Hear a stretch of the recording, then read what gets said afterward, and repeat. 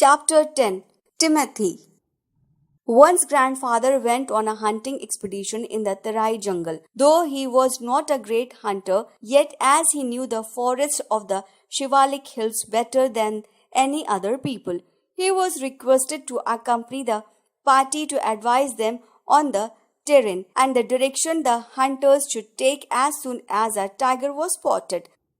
The party reached the camp in the jungle. There was about 15 elephants for the hunters. The sportsmen had never seen a tiger, nor did they shoot anything else, though they had seen a number of deer, peacocks, and wild boars. They were giving up all hopes of finding any tiger and were planning to shoot at jackals when grandfather, while strolling down the forest at some distance from the rest of the party, found a tiger cub about 18 inches long, hiding among the roots of a banyan tree. Grandfather picked him up and brought home. He had the distinction of being the only member of the party to have bagged any, dead or alive. The tiger cub that was named Timothy was brought up entirely on milk given to him in a feeding bottle, but the milk proved too rich for him, and after some days he was put on a diet of mutton, followed by a more tempting diet of pigeons and rabbits. Timothy was provided with two companions, Toto, the monkey, who had bold enough to pull the young tiger by the tail and then climb up the curtains if Timothy lost his temper, and a small mongrel puppy. At first, Timothy appeared to be quite afraid of the puppy and darted back with a spring if it came too near. He would make absurd dashes at it with his large forepaws and then retreat to a safe distance. Finally, he allowed the puppy to crawl on his back and rest there. One of Timothy's favorite amusements was to stalk anyone who would play with him. When I came to live with grandfather, I too became one of his favorites. With his crafty look of his glittering eyes and body crouching, he would creep closer and closer to me, suddenly making a dash for my feet, rolling over on his back and kicking with delight and pretending to bite my ankles. Timothy was by this time a full-grown cub. When I used to take him out for a walk, people would move to the other side. When he pulled on his chain, I had difficulty in keeping up with him. The drawing room was his favorite place in the house.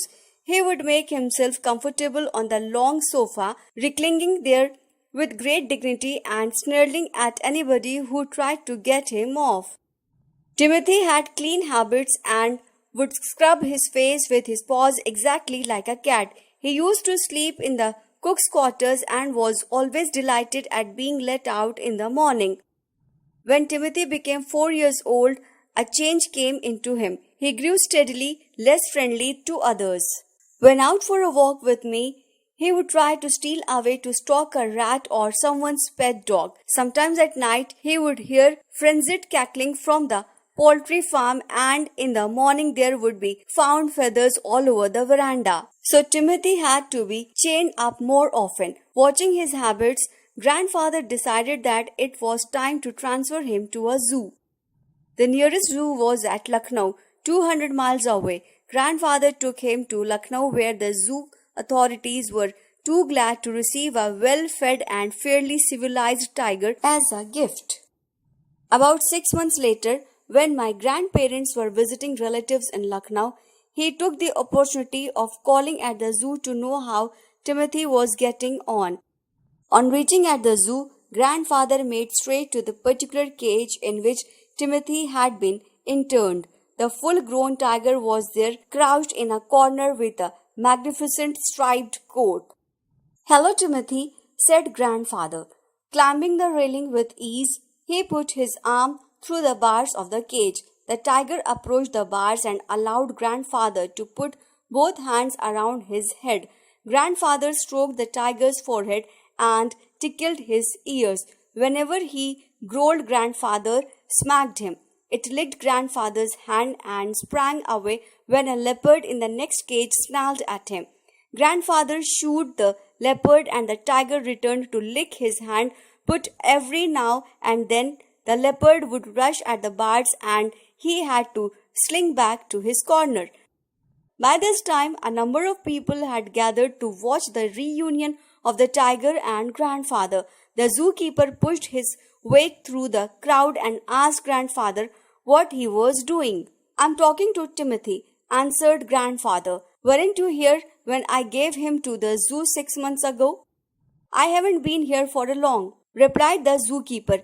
"Please you go on with your conversation. I have never been able to touch him myself. He is always bad-tempered with me." "Why don't you put him somewhere else?" suggested grandfather. "That leopard keeps him frightening. I will talk to the superintendent about it." Grandfather went in search of the superintendent but could not make it. So after wandering about the zoo for a little while, he returned to Timothy's cage to say goodbye. It was about evening. He took to stroking and slapping Timothy for about 5 minutes when he saw another keeper observing him from a distance.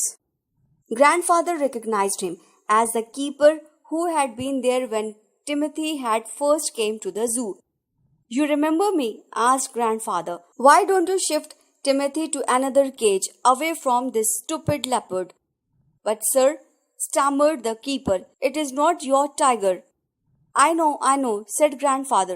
"I know he is no longer mine, but you may at least take my suggestion." "I remember your tiger very well," said the keeper. "He died 2 months ago." "Died?" exclaimed grandfather. "Yes, sir, of pneumonia. This tiger was trapped in the hills only last month, and he is very dangerous." Grandfather could not think of anything to say. The tiger was still licking his arm with increasing relish. Grandfather took what seemed to him the time to withdraw his hand from the cage and return home. With his face to the tiger, he mumbled, "Good night, Timothy," and walked out of the zoo.